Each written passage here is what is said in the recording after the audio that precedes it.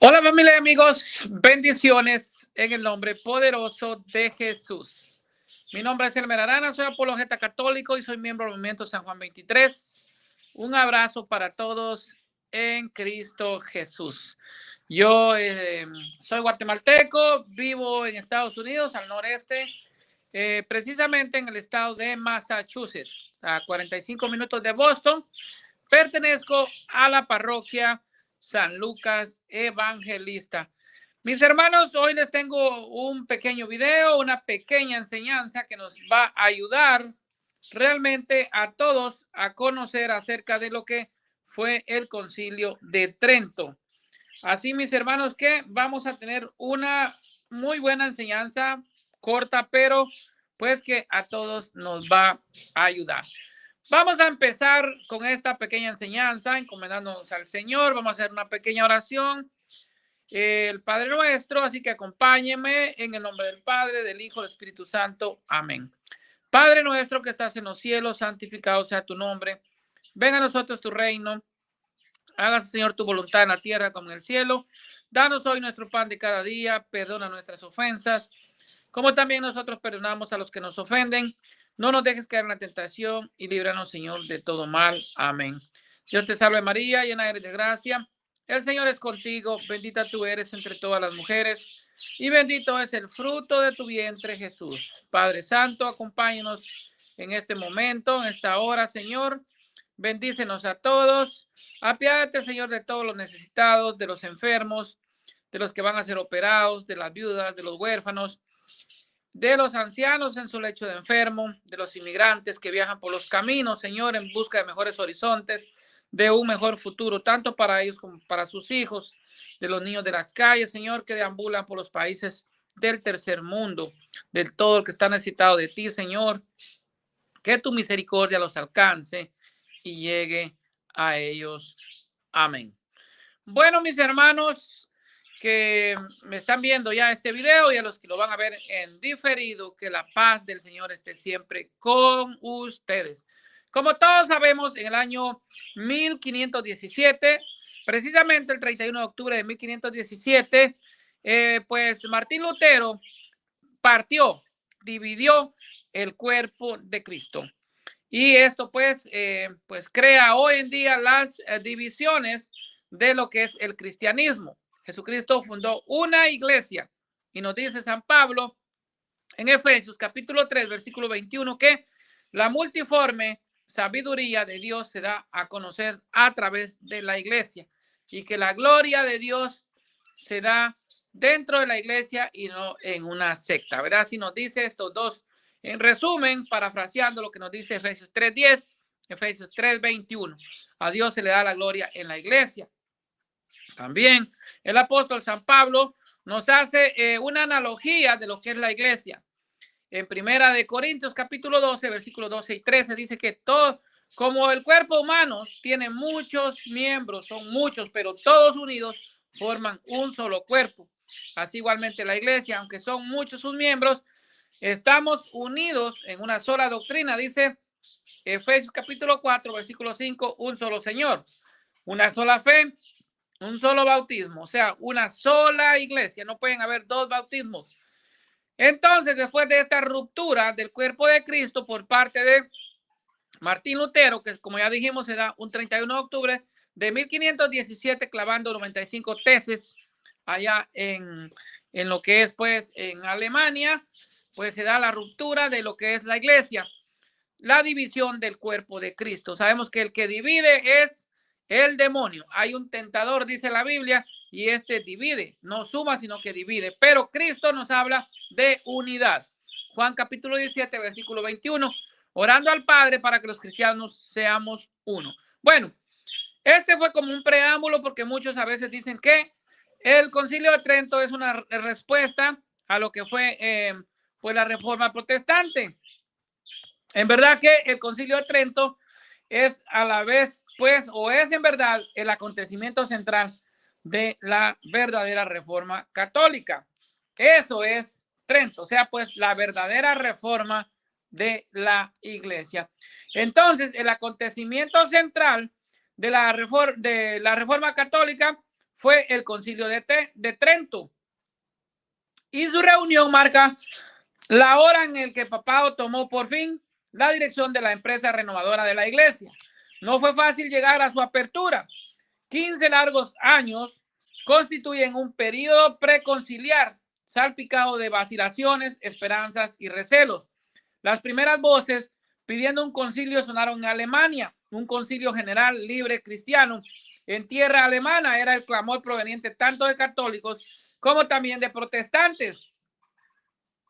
Carlos V deseaba ardientemente la reunión del concilio con la esperanza de que sirviera para rehacer la unidad religiosa del imperio. Pero esta perspectiva y el fortalecimiento del poder de Carlos que llevó supondría bastaba para que el otro gran monarca católico de Europa, Francisco I de Francia, en guerra casi continua con el emperador, no sintiera el menor entusiasmo por la convocatoria conciliar. El Papa Pablo III, que estuvo 1534 a 1549, comprendió que un concilio ecuménico constituía el único camino para llevar adelante la reforma de la iglesia. Y paso a paso fueron superándose no pocos obstáculos que se oponían a su celebración. O sea, pues estoy hablando de un concilio que se pedía a gritos en ese entonces. La elección de Trento para sede del concilio fue una de las soluciones de compromiso a que se llegó en las negociaciones previas. Trento estaba en Italia del norte, pero era ciudad imperial y cabía esperar que a ella consistieran en acudir los protestantes, que jamás participarían en un concilio celebrado en suelo papal. O sea, como todos sabemos, ellos siempre quieren estar distantes de la iglesia, únicamente levantando la voz, señalando como un acusador y protestando contra la doctrina de nuestro Señor Jesucristo. El propio orden a seguir en los trabajos suscitaba opiniones encontradas. El Papa deseaba que se tratasen ante todos los temas doctrinales para fijar con precisión el dogma católico en las cuestiones discutidas por los protestantes. El emperador deseaba, en cambio, que se diera preferencia a las cuestiones a las cuestiones disciplinares de la reforma eclesiástica, esperando satisfacer así a sus súbditos luteranos y facilitar la restauración de la unidad cristiana. El compromiso a que también se llegó fue el tratamiento simultáneo de las dos materias, alternando los decretos dogmáticos y los de la reforma. La inauguración tuvo lugar el 19 de diciembre de 1545, muy tarde, sin duda, para tener serias posibilidades de ser un concilio que lograra la unión con los protestantes. El 11 de marzo del año 1547, los legados papales, alegando una epidemia, decidieron el traslado del concilio a Bolonia. Finalmente, en enero de 1548, Carlos V presentó una solemne protesta formal que provocó la inmediata interrupción de las sesiones conciliares en Bolonia y por fin la suspensión del concilio en el mes de septiembre del año 1549. El concilio entonces abrió su segunda etapa en Trento el 1 de mayo de 1551 bajo el nuevo pontífice Julio III, que estuvo en el año 1550 al año 1555. El emperador consiguió ahora que acudiera a Trento cierto número de legaciones de príncipes y ciudades protestantes. La presencia de los reformados puso de manifiesto cuán difícil era la restauración de la unidad cristiana después de más de 30 años de escisión religiosa. En todo caso, la traición al emperador del elector Mauricio de Sajonia obligó a suspender nuevamente el concilio y fue una interrupción que duró 10 años, entre los que se cuentan los del pontificado de Pablo IV, que estuvo en el poder o en el pontificado, en el año 1555 al año 1559. Celoso reformador, pero por otras vías distintas de la conciliar. Hubo que esperar el Papa Pío IV, que también estuvo, Pío IV, que estuvo en el año 1559 a 1565, para que el concilio reanudara sus trabajos el 18 de enero del año 1562. La tercera etapa tridentina duró 2 años escasos y sirvió para llevar a feliz término la gran empresa reformadora. El 4 de diciembre del año 1563 fue clausurado el Concilio de Trento y el Papa confirmó todos sus decretos por la bula Benedictus Deus el 26 de enero del año 1564. Y así pues se llevó a cabo el Concilio de Trento que tanto necesitaba la Iglesia Católica luego de que se diera pues la Reforma Protestante. Trento no pudo ser un concilio para unir a católicos y protestantes, pero fue el concilio de la Reforma Católica. Su obra fue extraordinaria tanto en el campo doctrinal como en el disciplinar. Dentro del primero se declaró ante todo que la revelación divina se ha transmitido por la Sagrada Escritura, interpretada por el magisterio de la Iglesia y la tradición apostólica. El concilio abordó el tema clave de la justificación y frente a las teologías luteranas y calvinistas, que pues son los reformadores, podríamos decir, más antiguos y a los que se le podría llamar pues los verdaderos protestantes, porque de ellos se deriva pues la reforma principalmente de los luteranos, que ahora vienen a ser como comunidades eclesiales, así lo llama la Iglesia. El concilio abordó entonces el tema de la justificación que dije, ¿verdad? Ante todo, pues frente a estas teologías de luteranos y calvinistas, y declaró que la gracia divina y la cooperación libre y meritoria de la voluntad humana obran en concurrencia la justificación del hombre. El otro tema dogmático tratado por el concilio fue el sacramental, donde tanta confusión habían sembrado los protestantes. Se definió la doctrina de los 7 sacramentos y las notas propias de cada uno de ellos. Recordemos que cada sacramento es instituido por nuestro Señor Jesucristo. Así podemos ver el bautismo, la confesión, que es el sacramento de la reconciliación, la confirmación, el matrimonio y otros. En sí, los 7 sacramentos, incluso pues el ministerio sacerdotal. O el orden sacerdotal y también la Eucaristía, que todos sabemos es establecida por nuestro Señor Jesucristo la noche de la Pascua. Pero en el plano disciplinar, la obra de Trento fue también trascendental. Se procuró con empeño la supresión de los abusos existentes en la vida eclesiástica, con el fin de asegurando una eficiente acción de los sacerdotes, un episcopado plenamente dedicado a su ministerio, un clero bien formado y de elevada moralidad. Fueron metas de la legislación tridentina. Se exigió la residencia a obispos y párrocos y se prohibió la acumulación de beneficios. Se puso la periódica reunión de concilios providenciales y sínodos diocesanos. Se urgió la visita pastoral, la formación del clero, tanto intelectual como espiritual, se haría en el seminario que había de existir en cada diócesis y los sacerdotes en sus respectivas parroquias tenían que impartir la catequesis a los niños y la instrucción religiosa de los fieles.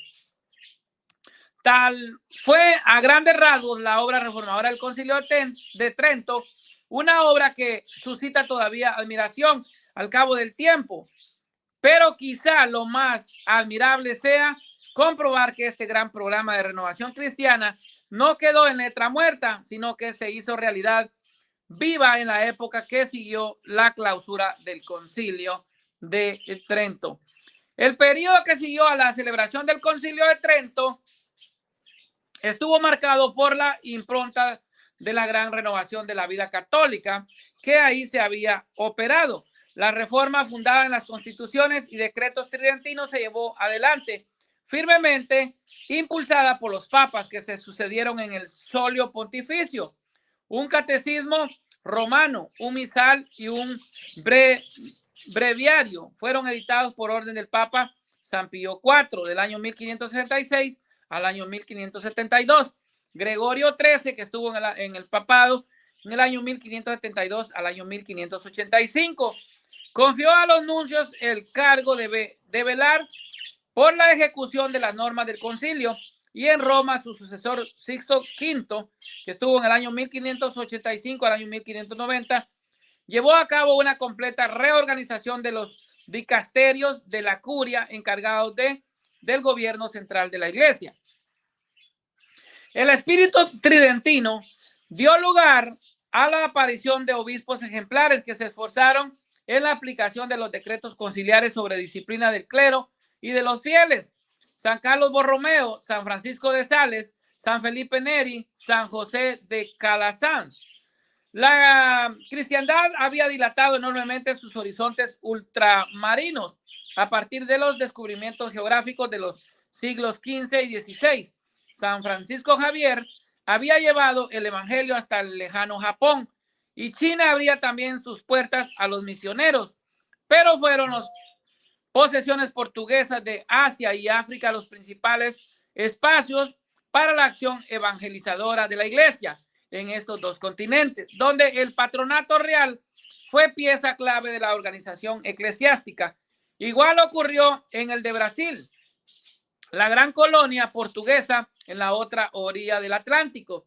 El inmenso imperio español de América y Extremo Oriente era campo privilegiado para el desarrollo de una formidable expansión cristiana y la implantación del evangelio de Cristo. En este campo se hallaba maduro para nuevos avances en la época postridentina, cuando la monarquía española adquirió además conciencia de ser esencialmente un estado misional. La corona española ejercía ahí el patronato regio concedido por Julio II en el año 1508 y designaba a los titulares de los obispados y otros altos cargos eclesiásticos. La obra de promoción cultural avanzó a la par que la evangelizadora.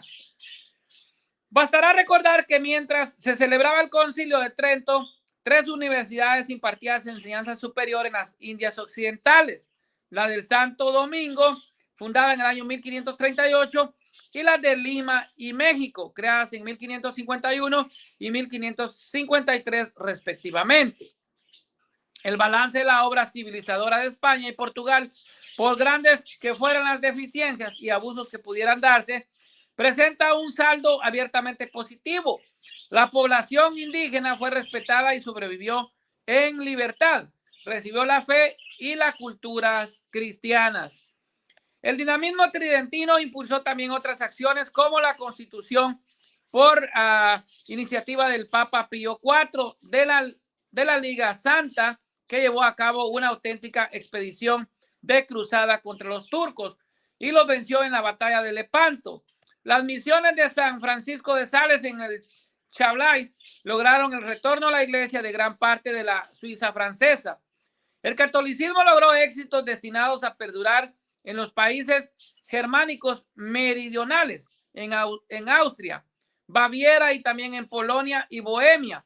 El propio final de las guerras de religión en Francia significó que esta nación seguiría siendo católica pese a la existencia de una minoría protestante.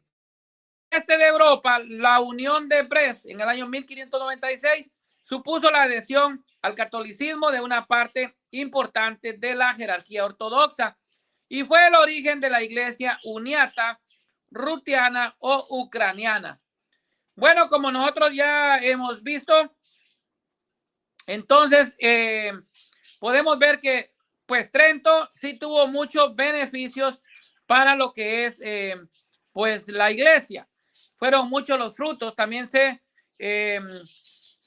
podríamos decir, también se definió por completo el canon de la Biblia, en el que pues habían expuesto muchas dudas acerca de lo que fueron los libros deuterocanónicos, que la iglesia ya había definido en el concilio de Roma en el año 382, pero que se había reafirmado en otros concilios, como en el de Hipona del año 393, el de Cartago del año 397, que está al norte de lo que es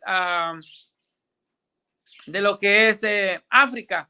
Igualmente, en el año 419, que fue en el mismo Cartago, se vuelve a confirmar todo este concilio de las Santas Escrituras. Bueno, mis hermanos, como les dije, pues esto era un poquito corto, pero entonces podríamos definir que el concilio trajo muchos frutos para la iglesia y que aunque algunos lo consideran como algo que iba en contra de la reforma protestante o de la deforma protestante, porque en verdad ellos no reformaron nada, nosotros vemos que el concilio de Trento es el concilio que reforma por completo la iglesia.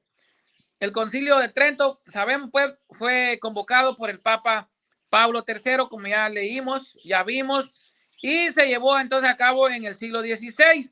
La razón principal de que se realizara fue, pues, entonces apoyar a la iglesia frente a la crisis que enfrentaba por la reforma protestante que había pues comenzado con las tesis de Lutero.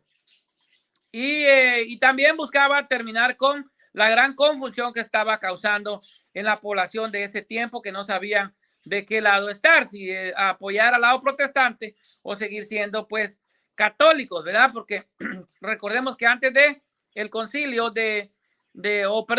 antes de la reforma protestante que llevó a cabo Martín Lutero, existía únicamente pues una iglesia, o sea, pues la iglesia católica, aunque ya ha habido por ahí algún cisma en el año 1054 que dividía la iglesia occidental con la iglesia oriental, pues no, esto era prácticamente cuestión de jurisdicción o temas políticos, pero no doctrinal, o sea, pues mientras que la reforma protestante venía a cuestionar incluso la doctrina de la iglesia, que es la doctrina de nuestro Señor Jesucristo. Entonces, había una confusión, digamos, por parte de un grupo, si irse por el lado protestante o quedarse siempre en la iglesia. Había pues, la población tenía esta preocupación, estaba confundida, podríamos decir, ¿verdad? Entonces, podríamos terminar que el concilio trajo muchos beneficios para la iglesia, ya que se realizaron pues muchos cambios y trataron temas muy importantes como los que ya leímos, los que ya vimos.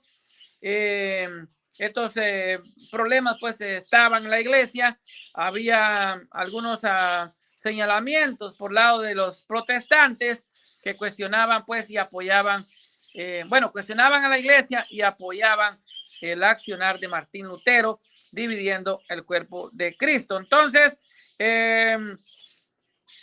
ahí se trataron estos temas muy importantes que habían estado pues dándose, ¿verdad? Y que eran necesarios esclarecer a través de un concilio. Para eso sirven los concilios, para solventar un problema, para esclarecer una doctrina, para emitir decretos que ya queden claros, como en el caso de los libros que algunos pues han venido cuestionaban. Ahí quedaron definidos por completo también el canon de la Biblia.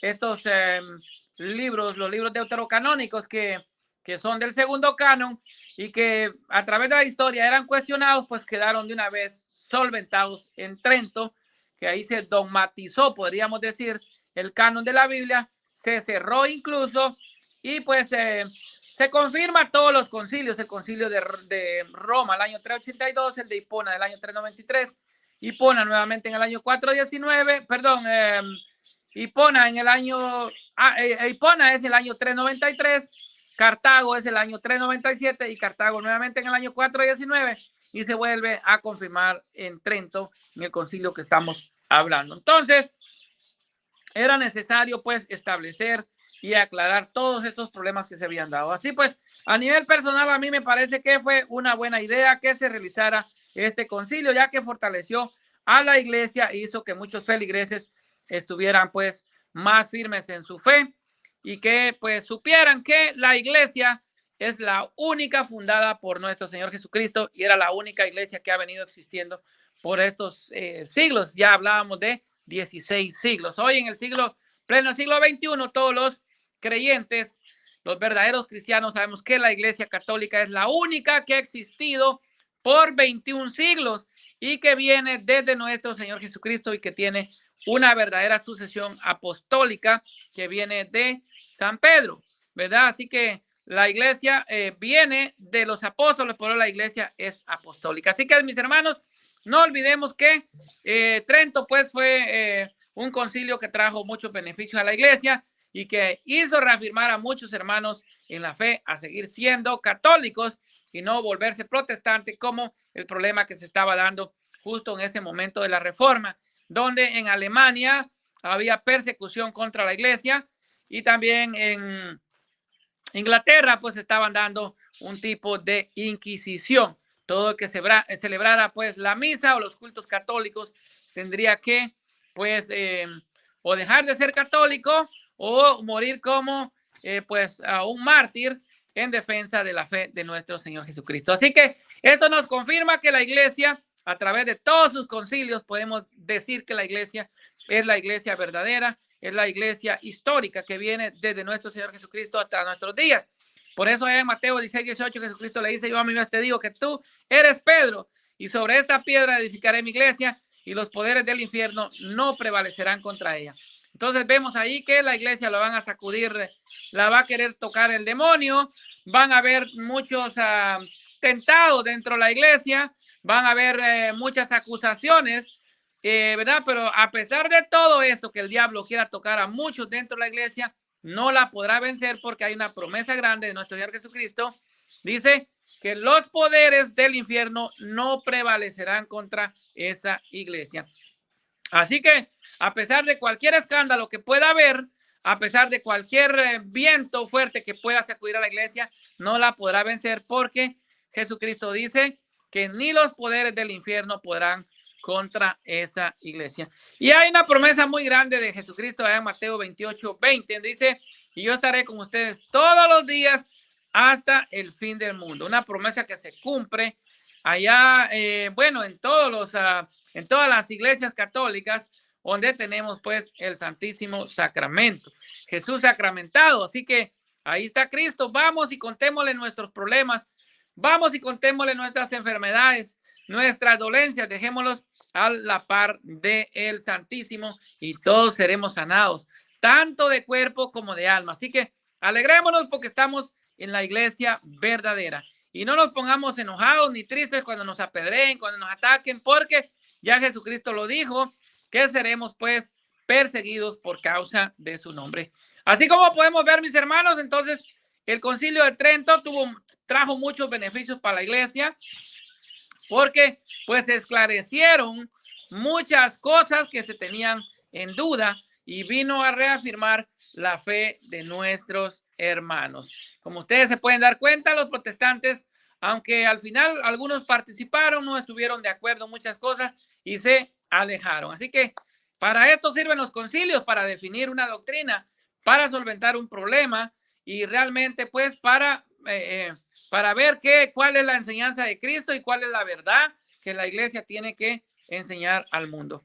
Hoy todos los que se apartan de un concilio, y esto lo ha dicho el Papa Francisco, todo el que se aparta de un concilio pues se vuelve hereje. Por allá ustedes vieron que todos los que no siguieron al concilio hoy están ordenando mujeres, un ministerio que Jesucristo nunca instituyó. Usted lo puede ver en Marcos capítulo 3, versículo 13, dice: y Jesucristo subió al monte. En otras traducciones bíblicas dice: Jesucristo subió a la montaña y llamó a los que él quiso, y llamó a 12 hombres para formar su ministerio apostólico. Todos eran hombres, ninguna era mujer. Bueno, mis hermanos, espero que les guste este video y que todos sepamos distinguir, todos sepamos apreciar los logros y beneficios que nos trajo el Concilio de Trento. A pesar de que ustedes vieron, pues hubieron cambios de sede, hubieron algunos cambios de papas, ya mencionamos por ahí 3 papas, y bueno, se dio todo esto de este Concilio de Trento, pero que al final fue un logro muy importante para la iglesia. Y no olviden que nuestra iglesia es una, santa, católica y apostólica. Esas 4 características tiene la iglesia. La iglesia es una, la iglesia es santa, la iglesia es apostólica, y la iglesia es católica, es universal. Es para todas las razas, para todas las lenguas, para todas las naciones, es para todo el mundo. Por eso la iglesia es católica, y lo dijo San Ignacio de Antioquía en el año 107, obispo de Antioquía. Donde quiera que esté el obispo y se predique a Jesucristo, ahí está la iglesia católica. Bueno, mis hermanos, me despido. Que la paz del Señor quede con todos ustedes, y que la misericordia de Dios nunca les falte a ustedes y sus respectivas familias. Me despido en el nombre del Padre, del Hijo y del Espíritu Santo. Amén.